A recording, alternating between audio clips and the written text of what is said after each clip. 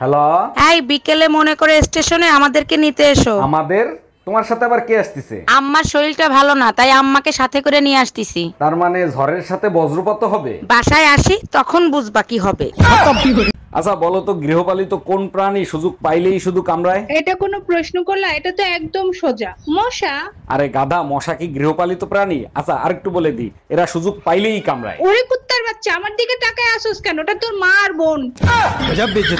10,000 টাকা নিয়ে গেল ডাক্তার দেখানোর জন্য, মার্কেট করে নিয়ে আসলা কেন? ডাক্তার বলছে আপনার যে রোগ হয়েছে মার্কেটিং করলেই ঠিক হয়ে যাবে। ও আচ্ছা, তা মার্কেটিং করার পর এখন তোমার শরীরের কি অবস্থা? বিশ্বাস করো, মার্কেট করার পর থেকে একেবারে সুস্থ হয়ে গেছি।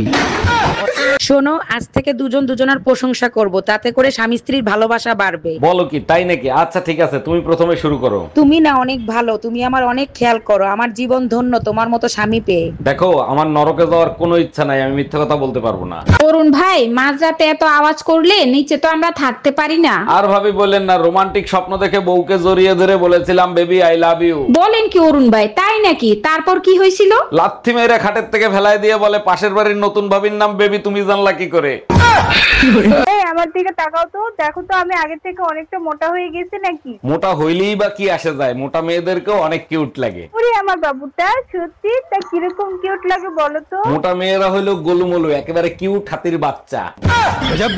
ভাবি 4-5 দিন দুধ দিয়েন না, আর এ মাসে আপনার দুধের বিল হয়েছে কয় টাকা? অরুণ ভাই, এ মাসে দুধ বেশি নিছেন, সব মিলিয়ে 1500 টাকা হইছে। ও আচ্ছা ভাবি, আমার কাছে তো ক্যাশ নাই, আপনাকে অনলাইনে পেমেন্ট করে দেই? অরুণ ভাই, অনলাইনে পেমেন্ট করেন, সমস্যা নাই, সেরা টাকা দিয়েন না।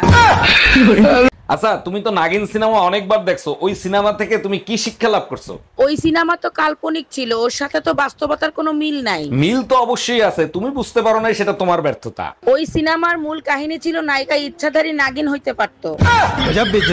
আচ্ছা, আগের জন্মে তুমি কি পুণ্য করে আসছিলা যে আমার মতো এত সুন্দর বউ পাইছো? আগের জন্মে পুণ্য করি নাই, পাপ করছিলাম, একটা কুত্তা পিঠে মেরে ফেলাইছিলাম। আমি বিশ্বাস করি না, অবশ্যই কোনো ভালো কাজ করছো, তা না হলে আমার মতো সুন্দর বউ তুমি পাইলা কি করে? কুত্তা মরার আগে অভিশাপ দিছিল, পরের জন্মে আমি তোর সাথে থাকবো, সারাদিন ঘেউ ঘেউ করবো, সুযোগ পাইলেই কামড় দেবো।